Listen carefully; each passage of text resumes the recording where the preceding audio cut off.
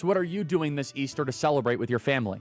Our good friends at Angel Studios have an incredible movie coming out this Easter called The King of Kings, an animated story of the life of Jesus, featuring an all-star cast including Oscar Isaac, Forrest Whitaker, and more. King of Kings brings the story of Jesus to the big screen for a whole new generation. Become a premium member in the Angel Studios Guild, get 2 free tickets to see King of Kings, and join the Angel Guild as a premium member at angel.com/Kirk. Check out King of Kings in theaters this Easter. All right, how we doing, Charlie? Welcome to Long Beach. First thing I want to say. My disagreement here would be the defunding of Harvard. I want to know your legal justification for defunding Harvard. First of all, is that a Harris Walls hat? It is, yes. How about this? If you beat me, I'll change it. No, it's fine. No, it's funny. It's kind of like seeing all like the losers of the Super Bowl hats, like that get sent to those African villages. I know, yeah, no, it is. It's like all those like Buffalo Bills Super Bowl champion hats. I've seen that, yeah. That just disappear. Why is any college entitled to federal money?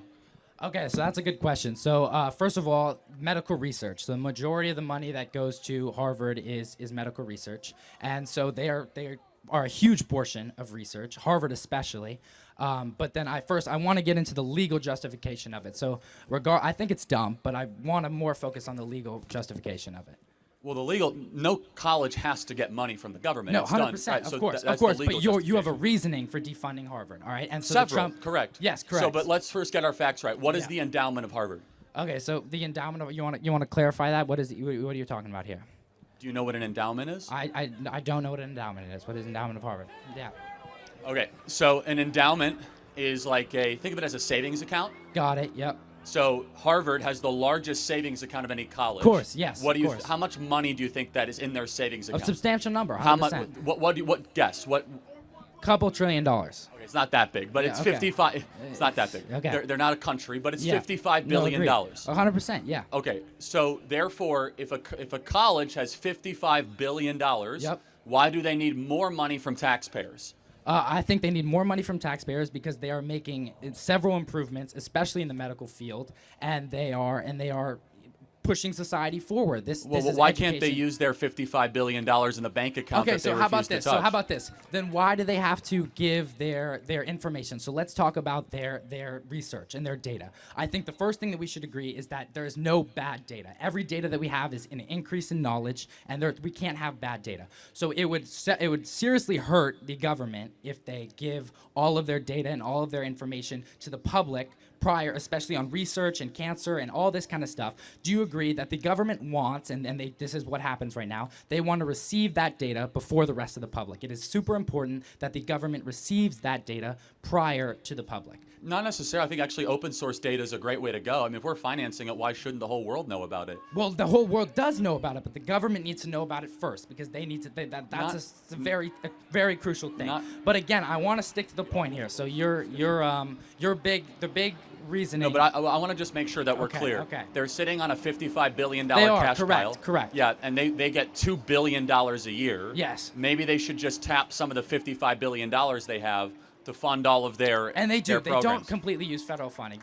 They don't only use federal funding. They actually have not dipped into their endowment. It actually grows every single year. But anyway, back to the legal justification. Okay. Harvard is in blatant violation of federal law. Okay, but federal law, so I'm assuming you're referring to the Civil Rights Act of 1964. Because it's the Student for Fair Admissions Supreme Court case, which I'm sure you're familiar with. Of course. Right? They are in direct violation of accommodating Black and Hispanic students at the expense of white and Asian students, and they continue to push forward affirmative action, acceptance, and hiring practices, which is in defiance of the Supreme Court, breaking federal law. And when you break federal law, you should not get federal money. Pretty simple. But the Trump administration has said that the Civil Rights Act of 1964 and anti-Semitic practices have been the reason for the defunding of Harvard.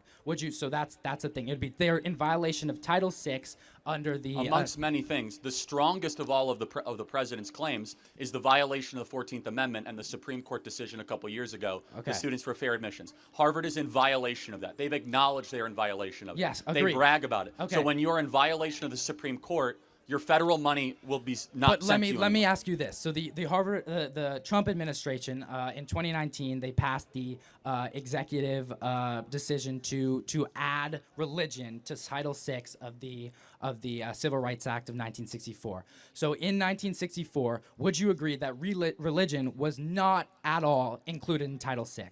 And so my first question is, because it wasn't explicitly included in Title VI, but it was explicitly included in Title VII, how can the executive office interpret this as to wanting to include religion? It has nothing to do with, we're talking past each other, No, right? it absolutely The core does. complaint is the violation of the The Supreme. DEI, yes, the DEI as an admission. Right, no, but I mean, rights, so but you asked what is the legal justification? Very simple. When you defy the Supreme Court, you no longer get money. But how is but at the same time, the Trump administration, by passing this executive order to count religion into the Title VI of the Civil Rights Act, that is going against the Constitution. As it's first thing I want to get to is, can you agree that in 1964 they intentionally did not include religion into Title VI, which is education. That's education as a whole, into the Civil Rights Act. Yes, correct. Yes. Okay. So perfect. So then, why do you think that we are currently interpreting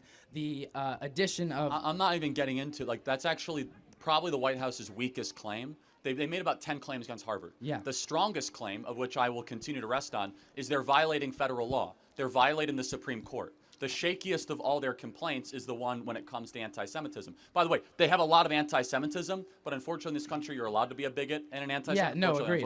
Yeah, that. But the crispest allegation against Harvard is the fact that they keep on penalizing white and Asian students that want to go to Harvard. Okay, yes, but but we're talking about the pro-Palestinian protest. No, I got it. But you're talking about a 10-part charging document.